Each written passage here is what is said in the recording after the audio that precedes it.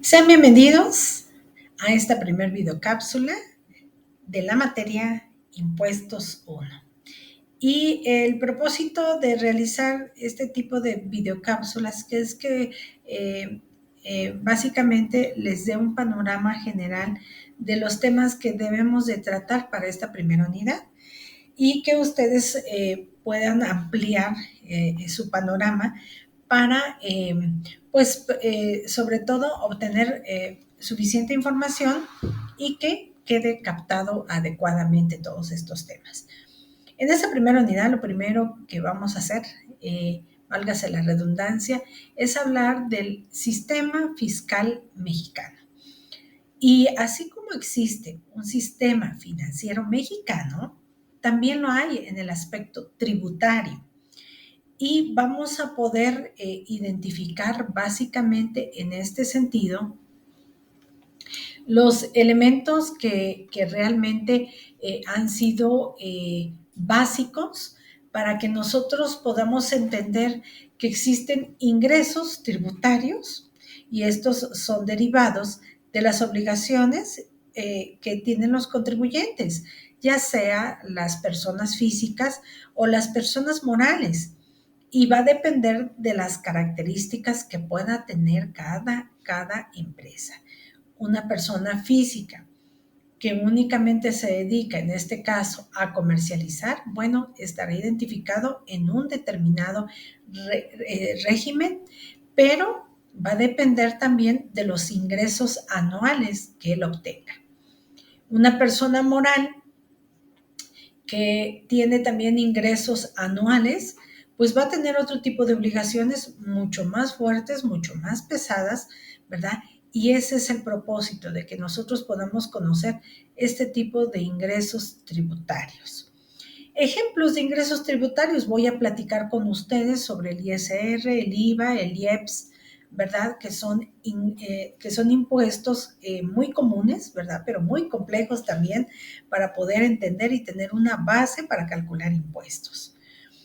Por otro lado, vamos a analizar también rápidamente los ingresos no tributarios. Son estos ingresos que a través de empresas transnacionales pues se pueden obtener básicamente como por ejemplo Comisión Federal de Electricidad, estas empresas petroleras, ¿verdad?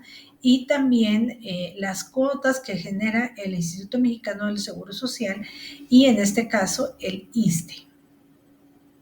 Por otro lado, también les quiero comentar que vamos a hablar un tanto de un elemento muy importante, que en este caso es el gasto público, les decía. Este gasto público que según pareciera tan sencillo, tan común, ¿verdad? Pero tan difícil y tan poco entendido por ver dónde quedan esos, cómo se pagan esos gastos, ¿verdad? Y aquí vamos a hablar desde los gastos corrientes, o sea, estos gastos que necesariamente se tienen que hacer a los funcionarios de la política, ¿verdad? Que quienes gobiernan nuestro país, así como también la compra de bienes de bienes o de servicios.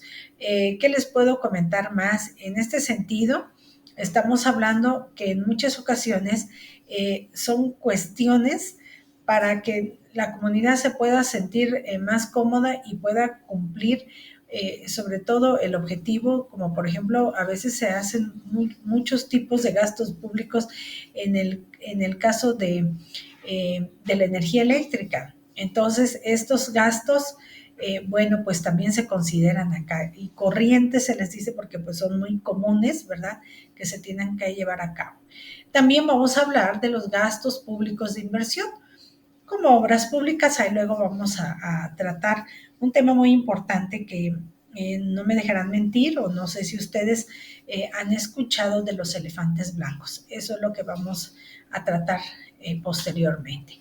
El capital también que puedan tener algunas empresas públicas y en otro sentido, las transferencias, en este caso, a empresas privadas o empresas transnacionales que también se tienen que realizar.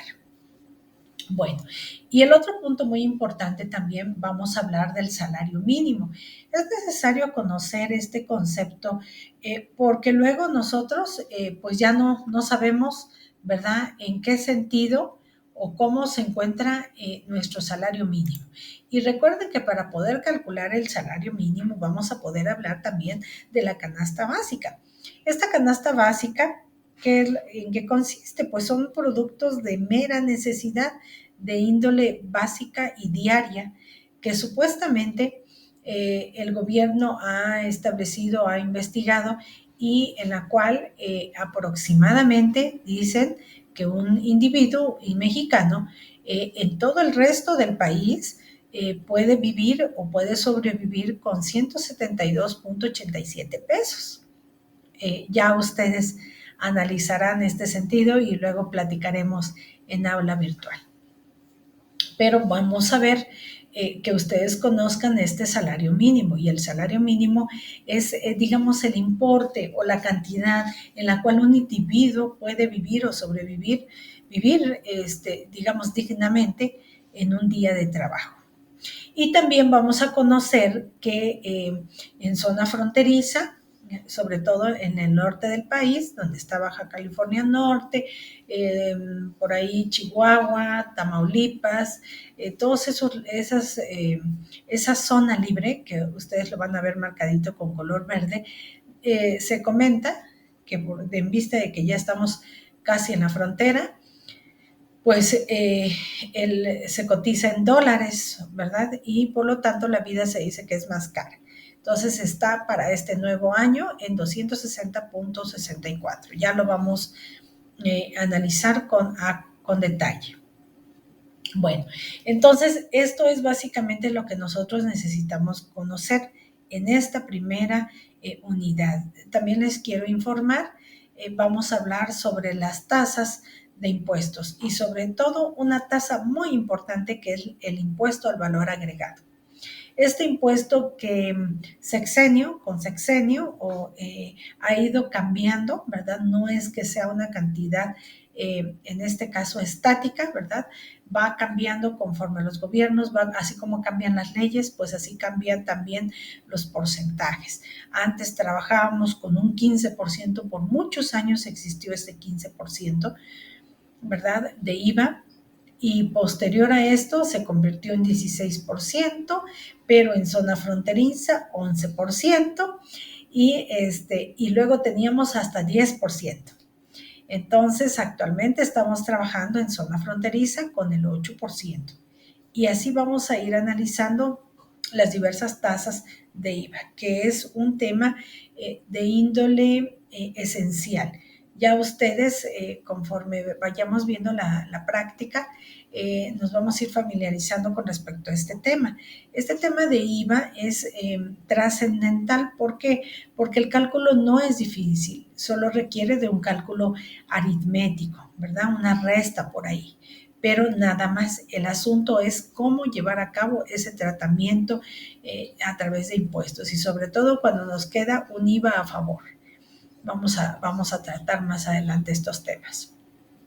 Y bueno, también les quiero informar que en este sentido queda también una cuestión por ahí bastante interesante, que es este último punto de la unidad, ¿verdad? En donde les estoy comentando que en plataforma institucional, que para esta primera unidad, ¿verdad? Van ustedes a realizar en el desarrollo de la asignatura una revista digital que contenga toda esta información, básicamente, sobre todo lo que es el sistema fiscal mexicano. Y de eso estamos tratando en esta primera unidad. Ya en clase grabada, pues ampliaremos un tanto estos temas y se podrán ayudar de las diapositivas que estoy dejando en plataforma institucional.